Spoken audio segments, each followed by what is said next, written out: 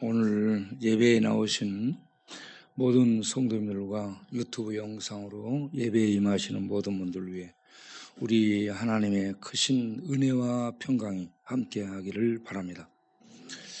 우리가 지난 한 주간 동안 전국 교도소 여기저기를 방문을 했습니다. 교도소를 가서 만나보면 교도소가 학교가 아니고 감옥임을 알 수가 있습니다. 감옥. 우리를 가둬서 행동을 제한하고 자유를 뺏고 꼼짝 못하게 규제를 따르도록 하는 감옥이 교도소라 하는 것을 봤습니다. 그래서 그것에 갇히게 되면 고통을 받고 있습니다.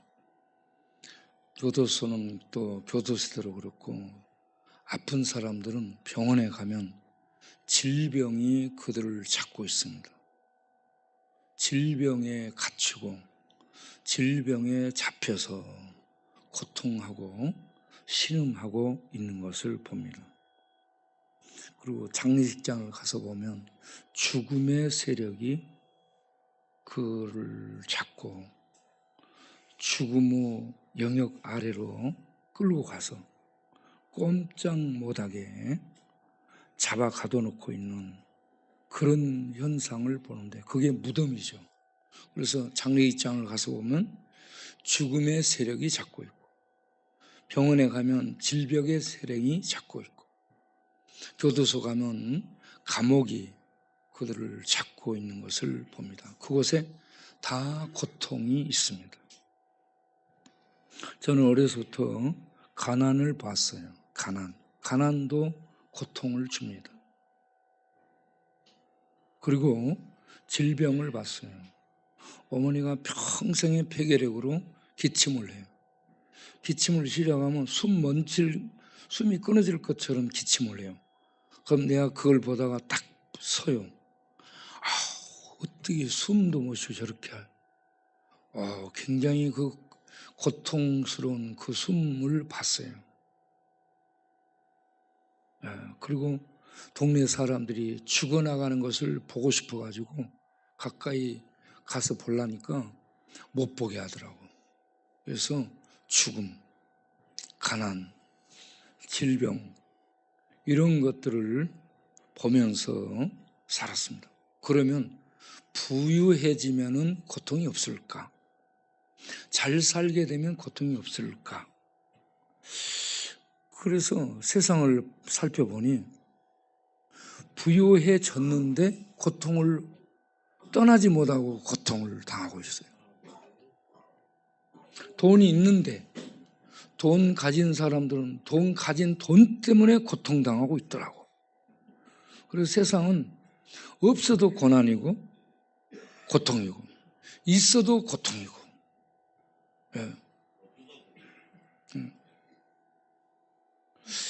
전에 여의도에 어떤 분 이렇게 우리가 휠체어로 모시고 병원에 도움을 주기 위해서 간 적이 있는데 오고 가면서 그분 얘기를 들으니까 그분이 인천에서 예식장을 큰 빌딩에서 했대요. 그리고 예식장을 하면서 돈을 많이 벌었는데 돈을 자루에다가 담아 넣었대요. 근데 돈을 벌면은 행복할 줄 알았는데 자루에 담아 놓은 돈을 어디에 놔둘 데가 없대. 그래서 차 뒤에 트렁크에다 싣고 다녀. 집에 놔두면 누가 훔쳐갈 것 같으니까. 차 뒤에 싣고 다니면서 그거 신경 쓰니 차에서 잠을 자. 집 놔두고. 얼마나 고통스러워. 돈 때문에. 그래서 내가 보니 돈이 있어도 고통, 돈이 없어도 고통. 네. 우리 쪽방촌을 보면 어둠에 가둬놓고 인생의 이런저런 아픔, 자기의 어떤 사상, 어떤 이런저런 세상적인 것들에 내몰려가지고 쪽방촌에 밀려와 여기에서 잊혀진 존재로 살게 되는데 이 속에 살면서 쪽방촌 속에 자기를 가둬놓고 있는 거예요. 그래서 여기에도 고통이 있음을 보게 됩니다. 온 세상에 가난해도 부여해도 건강해도 아파도 살아있어도 그리고 죽음에 이르기까지 이 고통 속에 있는 인생을 보게 됩니다. 그래서 저는 어려서요, 이 죽음이라는 이런 최종 고통, 죽음이 최고로 무섭습니다. 죽음이라는 최종적인 두려움, 이 죽음이라는 최종 고통을 벗어날 수 있는 길이 없을까? 죽음을 넘어선 그런 어떤 세계는 없을까? 그 세계가 어쩌면 신이 있을 것 같다. 그 신이 그런 세계로 인도할 수 있지 않을까 해서 산에 가가지고 산신령에게 빌어봤어요. 산신령이 있을 것 같아가지고. 그런데 이 산신령은 아무 대답이 없었습니다. 그래서 어려서부터 우리에게는 이런 영적 세계를 갈망하는, 이 영혼을 사모하는 사모함이 우리에게 있었다. 우리 인간에게 하나님이 주셨구나 하는 것을 생각하게 됐습니다. 그런데 오늘 읽은 이사야 9장을 보게 되면 9장 1절에 전에 고통받던 자들에게 전에 고통받았다라고 얘기합니다. 이 고통받고 있던 자들은 누굴까? 그게 이 설명이 되고 있어요. 스불론 땅, 납달리 땅, 그리고 해변길, 요단강 저쪽, 그리고 전체적으로 이방의 갈릴리, 이스라엘의 북쪽에 있는 갈릴리를 지칭하고 있습니다. 이곳이 가장 이스라엘 중에서 고통을 받았던 지역으로 설명을 합니다. 왜 그런가? 외세의 침략을 당하게 되면 제일 먼저 이스라엘 북쪽의 이 접경지대인 갈릴리 지방이 말발굽에 밟히게 됐습니다. 그래서 그쪽은 수많은 외세의 침략을 받으면서 이방인들이 와서 살게 되므로 이방화된, 그래서 남쪽 유대인들은 그쪽을 무시하게 되는 이방화된 갈릴리라고 얘기할 정도로 그것을 멸시를 했습니다. 무시를 했습니다.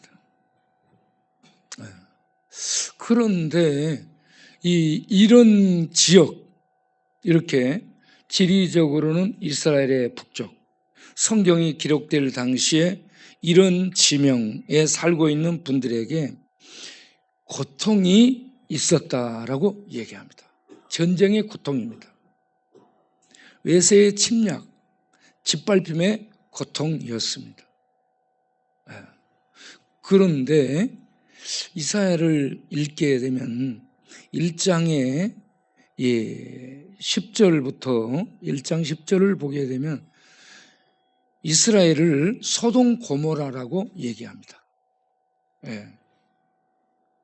1장에 소돔 고모라, 그리고 21절부터 보게 되면 이 이스라엘을 창기라고 얘기하고 더럽혀졌다고 얘기합니다. 소돔 고모라는 심판의 대상이고 창기는 더럽혀진 대상입니다. 그리고 그 다음에 보면 살인자들이라고 얘기합니다. 살인자들이고 그리고 도둑놈들과 짝한 도둑놈들이라고 얘기합니다. 예루살렘은 하나님이 통치하는 하나님의 도성인데 이렇게 소돔 고모라처럼 죄악이 하늘에 사무치게 됐고 온통 창기처럼 더럽혀져 있고 사람을 죽이는 살인자들과 도둑놈들로 가득 찬 살육의 도성이 됐다라고 이스라엘을 칭하고 있습니다. 그러니 24절 이하부터는 하나님이 이스라엘을 향해 너희는 내 대적이고 너희는 내 원수다, 심판할 수밖에 없다라고 얘기합니다. 그러면서 하나님이 아수르를 불러오고 이 바벨론을 불러오고 그렇게 해서 이스라엘을 짓밟아 버리도록 합니다. 그래서 이스라엘에 고통이 오게 됐습니다. 예. 그런데 그러한 고통을 이스라엘만 받냐? 예. 가난한 자도 받고 부유한 자도 받고, 살펴보면 온 세상 모든 사람이 이런 고통을 받고 있습니다. 그러면 그 고통을 주는 것은 뭔가? 그들이 어디에 앉아 있는가? 그래서 그걸 살펴보면 흑암과 사망의 그늘에 앉아서 있기 때문에 이런 고통이 있게 됐다라고 고통의 근원을 밝혀주고 있습니다. 흑암은 뭐예요? 흑암은 뭘까? 흑암은 죄를 얘기합니다. 죄가 지배하는 인간 세계는 잘 살아도 고통, 못 살아도 고통, 어디에나 고통이 있고 또 죄로 말미암아 죽음이 오기 때문에 이 흑암과 사망과 사망의 그늘에 앉아서 다 고통을 당하고 있다는 겁니다. 사망의 그늘은 뭐예요? 사망은 직접 죽음을 당하는 거고, 사망의 그늘은 문둥병에 걸리고 중풍병에 걸리고 혈루병에 걸리고 알 수 없는 각종 질병에 걸려서 신음하고 고통당하는 그 상황이 죽음의 그늘에 덮여있는 상태입니다. 그래서 인간 세계는 흑암의 지배 속에, 죄의 지배 속에, 사망의 지배 속에, 사망의 그늘의 영역 속에서 온 세상 모든 사람이 고통을 다 당하고 있다. 이게 우리 인간 세계의 실상이라고 말씀을 합니다. 그런데 이런 흑암과 사망이 지배하고 사망의 그들에 앉아 신음하고 고통을 당하는 자들에게 2절을 보면 큰 빛이 비쳤다라고 말씀을 합니다. 큰 빛은 무엇이길래 큰 빛이 비춤으로 말미암아서 흑암과 사망에 앉은 자들에게 해방과 자유가 올 수 있을까? 이 큰 빛, 큰 빛을 6절을 가서 보게 되면 한 아기가 우리에게 낳고 한 아들을 우리에게 주셨는데로 설명을 하고 있습니다. 이 큰 빛은 아들입니다. 아들인데 아기라고 밝혀주고 있습니다. 이 아기이며 아들인 존재, 그분이 6절에 설명이 되는데 어마어마한 설명을 붙여놨습니다. 아기인데 그 신분이 아들이라고 얘기해요. 성이 아들인데 이분에게 어마무시한 이러한 것들 설명을 붙여놨어요. 그분 어깨에 정사를 걸머맸다라고 얘기합니다. 정사는 통치권을 얘기합니다.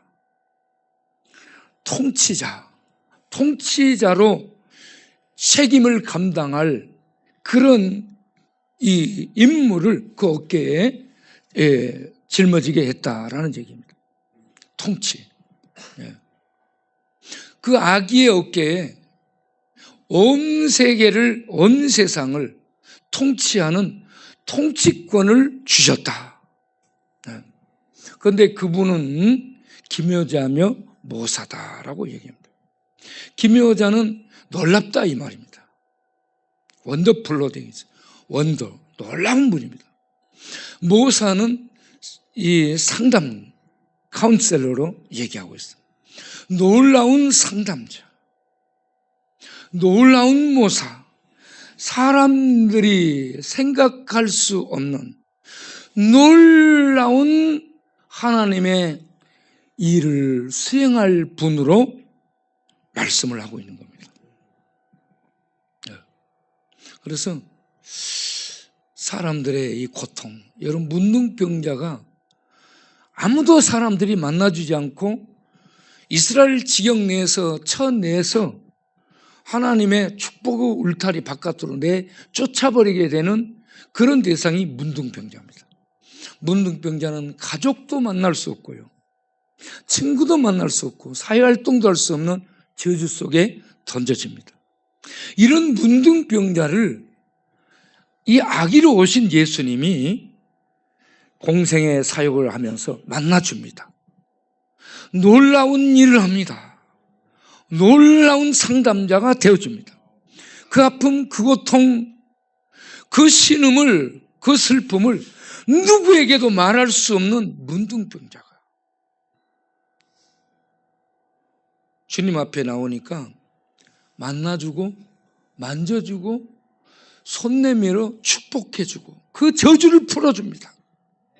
그 저주를 없애줘요. 거두어주고 그를 일상생활을 하는 축복의 자리로 돌려보내줍니다. 이러한 놀라운 상담을 해주고 사람들이 생각할 수 없는 놀라운 하나님의 일을 행할 자가 기묘자와 모사로 표현이 되고 있습니다. 그리고 이분은 신분이 전능하신 하나님이에요. 그래서 예수를 하나님의 아들이라고 말씀합니다.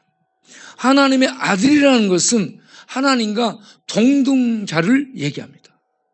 똑같은 종자라는 얘기입니다. 하나님의 아들이라는 얘기는 하나님과 똑같은 신성을 가진, 똑같은 능력과 영광을 가진 똑같은 종자. 그래서 하나님과 동등자를 유대신학에서 하나님의 아들로 표현하고 있는 겁니다. 그래서 여러분 성경을 읽을 때 하나님의 아들이라고 나오면 하나님과 동일한 분으로 보고 무릎을 꿇어야 됩니다. 하나님의 아들이니까 하나님보다 힘이 열등할까? 천만의 말씀. 하나님과 동등한 신이십니다. 그래서 아기로 태어나는 이 존재자를 전능하신 하나님 여호와라고 밝혀주고 있습니다. 아기로 오신 인간 예수는 여호와입니다. 전능하신 엘 샤다이 하나님이에요. 그 하나님이 인간을 죄의 저주에서 흑암의 사망에서 건져내기 위해 사람이 되어 오신 것이 성탄입니다. 그런데 그분은 영존하시는 아버지로 사역을 합니다. 여기서 아버지는 목자처럼 먹여주고 지켜주고 돌봐주는 부성을 가진 존재를 아버지라고 얘기하는 겁니다. 네. 그래서 우리 주님은 예수를 믿고 하나님의 품에 귀해서 주의 도움을 구하며 나오는 모든 심령들을 아버지처럼, 양을 지키는 목자처럼 이리, 늑대, 곰, 사자, 마귀, 사탄, 귀신, 악으로부터 지켜주고 보호해 주시는 아버지의 역할을 수행합니다. 어떻게? 구원의 성곽 안에 보듬고 불성곽 안에 들여서 목자로서 울타리를 치고 그곳에 그의 백성을 양처럼 돌보시는 이러한 아버지의 역할을 해주십니다. 그래서 예수님 안에 있는 자들은 평안하게 될 줄로 믿습니다. 그래서 이 아기로 오신 왕이신 이분을 평강의 왕으로 표현을 하고 있습니다. 이 예수님이 평강의 왕으로 오신 그런 왕으로서 그의 백성들에게 세상이 줄 수 없는 평강을 줍니다. 예수님이 제자들에게 내가 너희에게 평안을 주노니, 요한복음 14장 27절에 내가 너희에게 평안을 끼치노니, 내가 너희에게 평안을 남기노니, 이거는 평안을 백화점에다 상품으로 진열해 놓았다는 얘기가 아니고 우리 안에 하나님이 오셔서 함께 하심으로 하나님 나라의 평강이 우리 안에 있게 될 것을 말씀합니다. 평안을 주노니, 이 평안은 세상에 주는 인위적이고 일시적인 이러한 것과 같지 않고 환난, 풍파, 고통, 아픔, 죽음이 오는 이런 상황 속에서도 깨지지 않는 평강이라고 말씀합니다. 이 평강은 천국에 있는 평강입니다. 천국에 있는 평강은 하나님이 다스리는, 하나님이 통치하는 통치권 안에서 모든 악의 세력들이 제거되고 틈타지 못하는 하나님의 완전한 통치 안에서 누리는 평강인 줄로 믿으시기를 바랍니다. 이 평안이 있기를 바랍니다. 그래서 예수님이 부활한 다음 제자들을 찾아와서 제자들에게 제일 먼저 한 말씀이 너희에게 평강이 있을지어다. 요한복음 20장 19절에 너희에게 평강이 있을지어다. 23절에 다시 그들을 내보내며 너희에게 평강이 있을지어다 라고 하면서 평강을 복비로 줍니다. 이 시간 평강의 왕이신 우리 주님으로부터 주는 평강이 우리 모두에게 임하는 복된 시간이 되기를 바랍니다. 샬롬, 평안하시기를 바랍니다. 그런데 이 아기 예수님이 흑암과 사망의 그늘에 앉은 백성에게 임했다라고 얘기하는데 그 속에 들어오신 것을 얘기합니다. 흑암과 사망의 고통을 당하고 있는 그 백성 속에 들어오신 것이 유대 베들레헴에 오신 것입니다. 그래서 마태복음 2장 2절을 보게 되면 동방에서요 박사들이 별의 인도를 받아서 유대 베들레헴에 오게 됩니다. 유대 땅에 하나님이 들어오신 겁니다. 인간 세계 속에 죄와 흑암과 사망, 저주의 이 죽음이 지배하는 인간 세계 속에 하나님의 아들이 사람의 몸을 입고 어린아이로 출생을 하게 됩니다. 어디에서? 유대 땅 베들레헴에서 태어나게 됩니다. 이스라엘에 큰 빛이 비치게 된 줄로 믿습니다. 박사들은 그 빛을 따라서, 그 별의 빛을 따라서 베들레헴에 왔습니다. 베들레헴에 와서 그들이 묻습니다. 유대인의 왕으로 나신 이가 어디 있느냐고 묻습니다. 여러분, 유대인의 왕은 마태복음을 읽으면 다윗의 자손입니다. 다윗의 자손과 유대인의 왕은 메시아에 대한 별칭입니다. 메시아에 대한 수고예요. 그렇기 때문에 유대인 사이에서는 유대인의 왕, 다윗의 자손은 메시아를 가리키는 전문 용어로 알고 있습니다. 그래서 그들이 알고 있을 용어를 동방에서 온 박사들이 가지고 사용해서 묻습니다. 그들에게 유대인의 왕, 곧 메시아가 난 것이 어디냐라고 물은 거예요. 네. 메시아가 나신 것이 어디냐고 물으니까 헤롯 대왕과 온 예루살렘이 소동했다라는 얘기가 물이 막 뒤죽박죽하고 막 들끓어 오르는 것 같은 이런 상태를 얘기하는 거예요. 동요되고 이게 막 움직이고 흔들리는 상태를 소동이랍니다.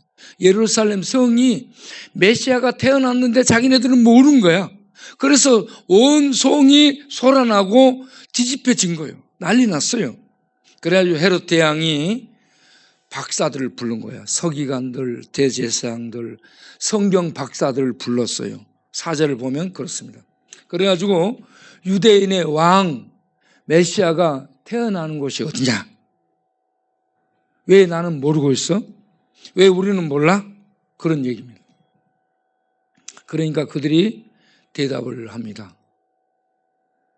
예, 유대 베들레헴입니다 라고 대답을 하죠. 6절에 그 미가서에 예언해 놓은 그 말씀을 그 학자들이 왕한테 그대로 보고를 합니다. 유대 땅 베들레헴아, 너는 유대 고을 중에서 가장 작지 아니하도다. 내게서 한 다스리는 자, 통치자, 왕이 나올 것이고, 통치자가 나온다고 얘기합니다. 다스릴 자. 이사야 9장 6절에 그 어깨에 통치를 맨, 정사를 맨 왕이 아기로 올 거라고 했는데, 그 말씀대로 유대 땅 베들레헴에 이제 마태복음 2장 6절에 태어날 것을 예언한 그대로 오신 겁니다. 그런데 그분은 뭐라고 얘기하냐? 그 백성의 목자가 되리라. 할렐루야. 압박가는 통치자가 되리라고 얘기 안 해요.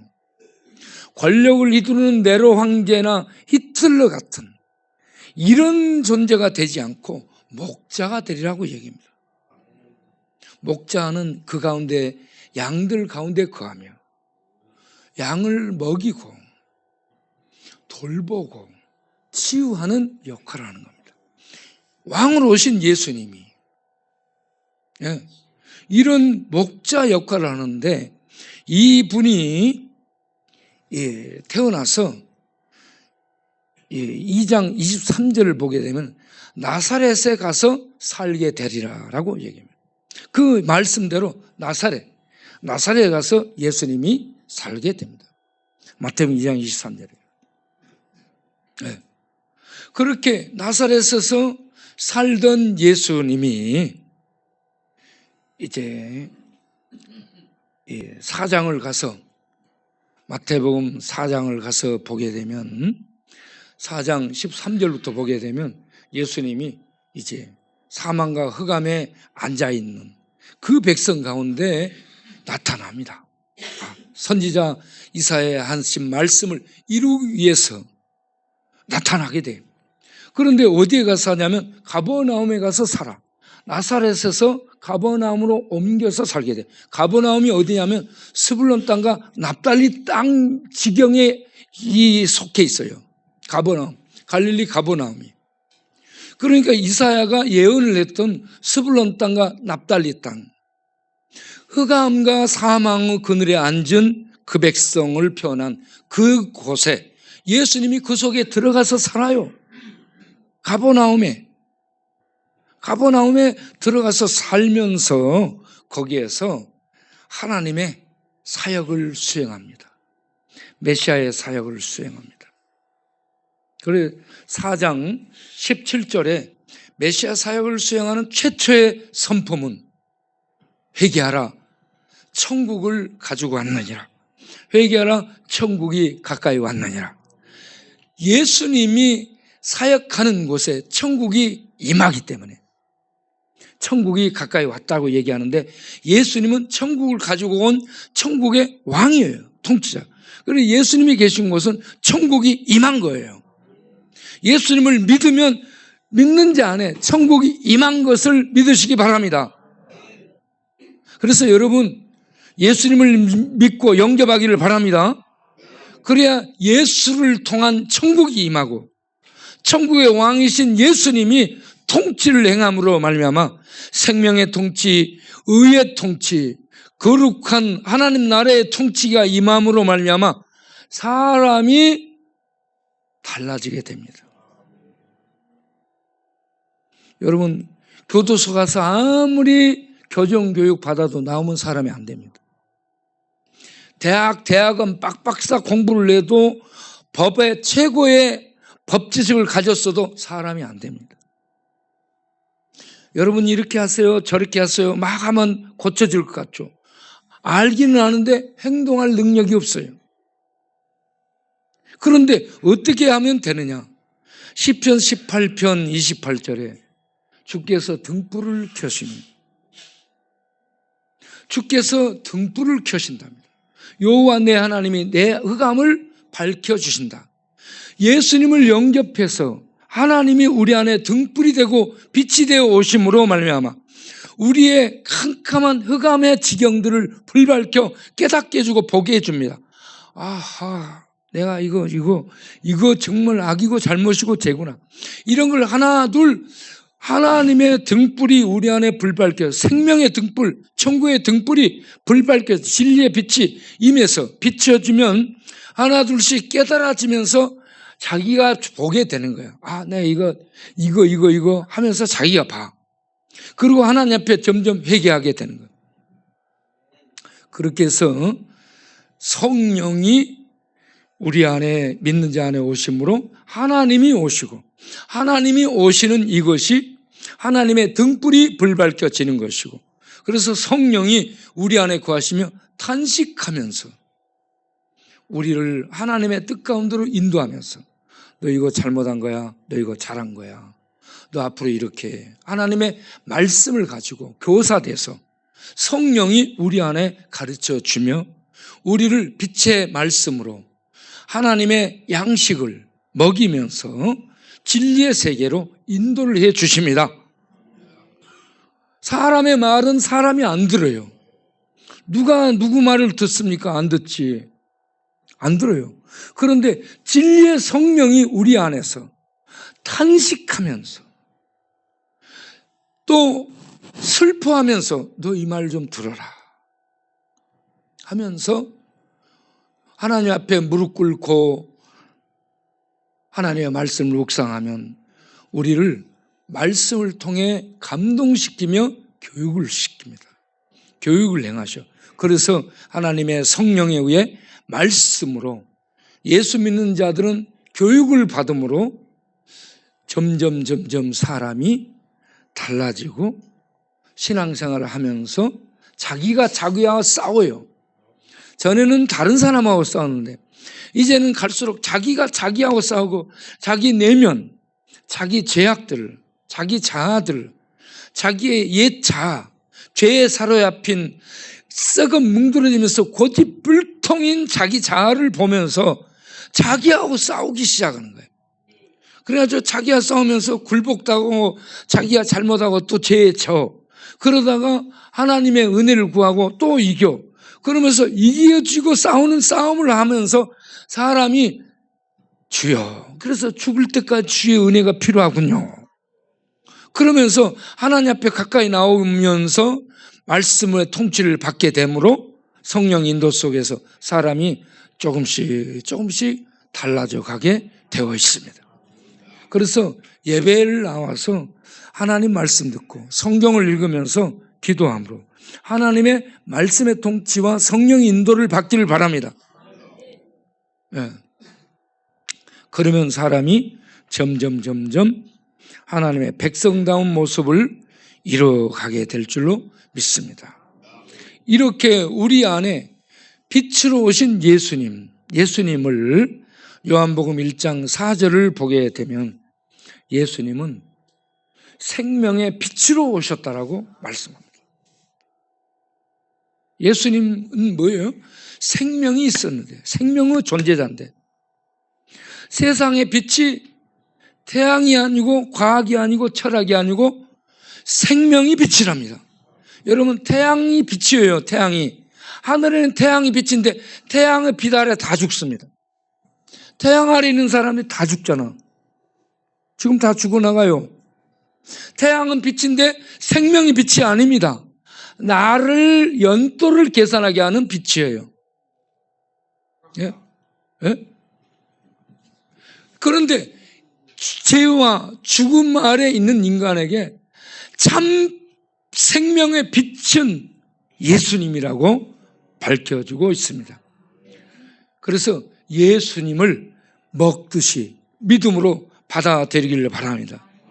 예수님이 와야만, 예수님이 믿음을 통해 우리 안에 받아들여져야만 태양 아래서 죽어나가는 우리가 죽지 않을 생명을 얻게 되는 겁니다. 그런데 요한복음 1장 5절을 보면 이 생명의 빛이 흑암에 비쳐요. 죄와 사망 가운데 있는 흑암의 인간 세계에 비치는데 깨닫지를 못해요. 이 생명의 빛이 왔는데 깨닫지를 못해요. 우리는 성령의 역사로 예수님이 하나님이신 존재자이시고 여호와이시고 그분이 인간 세계에 참 생명을 주기 위해서 오신 큰 빛이다. 생명의 참 빛이다. 라고 아는 지식을 갖기를 바랍니다.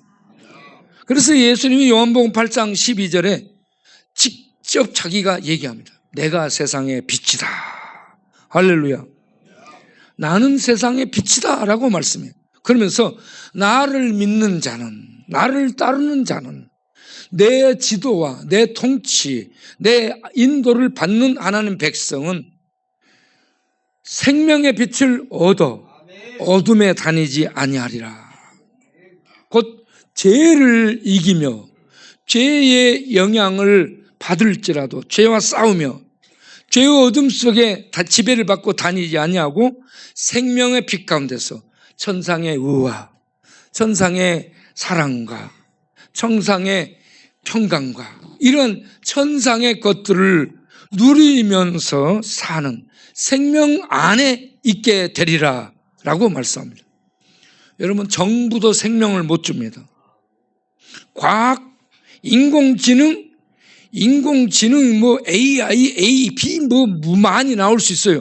뭐가 나오든 생명 못 줍니다. 그거 자체가 생명이 없어요. 사람들이 가장 놀랍게 여기는 태양도 생명을 주지 못해요. 하나님만 생명을 주는 빛입니다. 그래서 예수를 믿고 예수님의 이 말씀을 읽어 이 말씀이 성령의 역사 속에 내 안에서 빛으로 진리로 쫙 나타나서 내 안을 불밝히고 내 이성, 내 지성, 내 기억, 내 감정, 내 어떤 이 세계, 내 속을 비춰서 이 말씀이 나를 인도하도록 살아가는 믿음의 삶을 우리가 살 수 있기를 바랍니다. 그렇게 살아가게 되면 세상 따라 살지 않고 하나님 말씀 따라 살아가면 사람이 내면 세계가 밝아져요. 내면에 천국의 기쁨, 천국의 능력, 천국의 사랑, 천국의 평강, 천국의 자유 이런 게 내면에 옴으로 말미암아 정신세계 치유되지, 기억세계 치유되지, 감정세계 치유되지. 그러면 내면에 부요함이 있게 되므로 돈 없어도 고통이고 돈 있어도 고통인 세상에서 고통의 파도는 여전히 출렁대지만 그 속에서 우리는 천국의 평강과 천국의 사랑과 천국의 능력을 누리며 살게 되는 거예요. 천국을 이 땅에서부터 살게 되는 거예요. 이 천국의 은혜와 능력을 가지고 사람들을 돕는 현장에 갈 수 있는 우리가 돼야 될 줄로 믿습니다. 등불, 우리 안에 등불이 불밝혀지기를 바라는데 예수님이 요한계시록 21장 23절을 보게 되면 어린 양이 등불이 돼서 직접 비춘다라고 얘기합니다. 계시록 21장 22절을 보면 천국은 성전이 없어요. 천국 자체가 성전입니다. 예수님이 성전입니다. 우리들이 성전이 됩니다. 성전 안에 하나님 안에 들어가면 하나님이 성전이에요. 예. 그래서 천국은 성전이 필요 없고 천국에는 따로 등불이 필요 없고 태양도 달도 별도 빛이 필요 없어요. 왜? 하나님의 영광이 비추며 어린 양이 직접 등불이 돼 빛이 돼서 비치기 때문에 그 등불이 돼 비치는 빛이 예수 믿는 자 안에 와 있습니다. 이미. 그래서 우리는 앉아서 천국을 보고 일어서서 천국을 보고 우리 다니면서 천국 보고 사는 사람들이 된 줄로 믿습니다. 천국이 보이나요? 천국을 우리는 마음속에서 누리면서 천국을 숨쉬면서 천국의 능력을 바라면서 사는 천국 백성이 된 줄로 믿습니다. 그래서 이 성탄절에 말구유에만 오신 예수님을 마구간에만 놔두고 감상하고 즐기고 그 앞에 가서 일하면 안 되고 말구유 베들레헴의 큰 빛 생명으로 오신 예수를 밥을 먹듯이 받아들이고 숨을 쉬듯이 우리 안에 받아들여서 생명이신 예수, 또 빛이신 예수, 구원이신 예수가 우리 안에 와서 삶으로 구원받고 생명 안에 들어가 참빛 진리 안에서 호흡하며 진리의 세계, 그 빛의 세계, 영원한 세계를 이 땅에서 나타내며 또 세상 사람들에게 증거하며 살아가는 성탄절, 그리고 우리의 삶이 될 수 있게 되기를 바랍니다. 오늘 저녁부터 우리가 이 빛을 바라고 이 생명의 향을 내고 이 생명을 세상에 흘려보내기 위해서 역전해 나갑니다. 여러분, 제가 많은 일들을 꾸며갖고 막 만들어서 하잖아요. 밥 나눠주는 일을 하고 거기서 예배드리고 동네 전도하고 또 나가서 역전에 전도하고 잠바 나눠주는 일을 하고 동네 야간 순찰하고 이걸 행하니까 어떤 사람들은 뭐라고 얘기하냐, 보여주기 위해서 하는 거 아니냐라고 생각하는 사람이 있어요. 여러분, 보여주기 위해서 하면 5년 10년 가면 못해요. 에너지가 떨어집니다. 5년 10년 20년까지 갈 수 있어요. 그러면 떨어져. 그런데 보여주기 위해서 하는 것이 아니고 내 안에, 우리 교회 안에 불타는 성령이 우리를 이끌고 있기 때문에 이런 모든 일들이 가능하게 된 줄로 믿으시길 바랍니다. 그리고 무엇보다 저 개인적으로는요, 제가 받은 은혜 때문에 그렇습니다. 저는 우리 아버지를 죽이려고 집을 다 때려 부수려고 도끼 들고 집 기둥을 찍어버리고, 그리고 그 도끼로 내 머리를 3방을 찍어서 나를 죽여버리려고 한 놈이에요. 그런 나를 내가 볼 때 나는 하나님을 죽였더라고. 나는 하나님을 죽인 나야. 하나님을 죽인 나를 하나님이 살려주셨어. 사랑해가지고 내 대신에 당신이 못 박혀 죽어. 그리고 나를 살려주고 나를 귀히 여겨서 나에게 직책을 줘서 일꾼 삼아 준 거야. 나는 이 은혜를 감당할 수가 없어요. 그래서 나는 내 힘과 내 생명의 힘, 내게 있는 힘, 내 육신의 힘, 내 생명의 힘, 내 마음의 힘, 내게 있는 모든 것을 불태워서 하나님을 위해서 쓰다가 가자. 내가 이 하나님을 위해서 쓰다가 가자라는 이 열불이 나를 불태우기 때문에, 여호와 열심처럼 그 열심이 나를 불태우니까 내가 이거 하는 거, 내가 이렇게 많은 일을 하면 내가요 다른 목사들보다 월급을 훨씬 많이 받아야 돼. 2배 이상 받아야 됩니다. 2배 이상 일을 해요 내가. 그런데 나는 월급에 대해 얘기를 안 해. 전에는 돈 하나도 없이 일을 했어요. 돈 하나도 안 받아도 일을 하는, 이게 뭐냐, 하나님이 나 같은 죄인을 구원해 준 그 은혜 감사해서 그냥 일하는 자체가 감사야.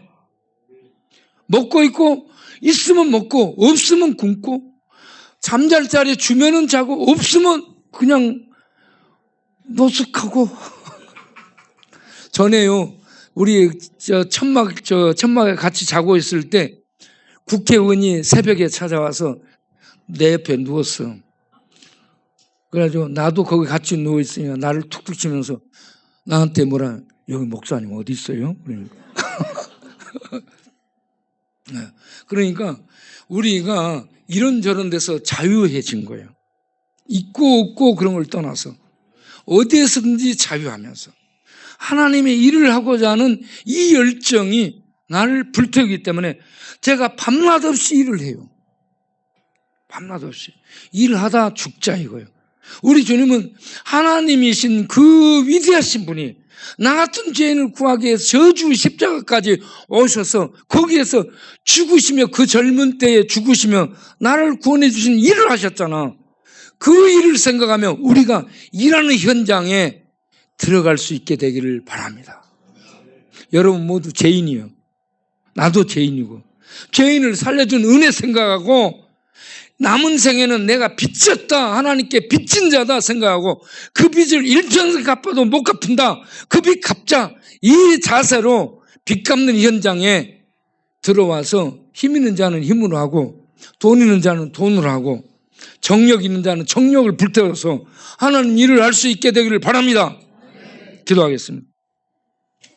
하나님 아버지, 우리가 하나님의 아들이 흑암과 사망과 사망의 그늘에 앉은 죄 속에, 저주 속에 앉은 인간 세계 속에, 유대 베들레헴의 마국간에 오셨지만 인간 세계 속에, 저주 세계 속에 오셨습니다. 저주받은, 죽음의 저주받은 인간을 구원하기 위해 오셔서 그 저주를 십자가에서 못 박아 죽이고 저주 가운데서 우리를 해방해 주시는 구원을 베푸셨습니다. 이 은혜를 입었은즉, 이 은혜를 입은 우리가 하나님, 나는 우리의 남은 생애를 하나님 영광을 위해서 불철주야를 달리며 일을 하는 하나님의 사람들로 이 땅을 우리가 불꽃처럼 살다가 갈 수 있는 하나님의 백성들이 다 되게 하여 주옵소서. 예수님의 이름으로 기도하옵나이다. 아멘.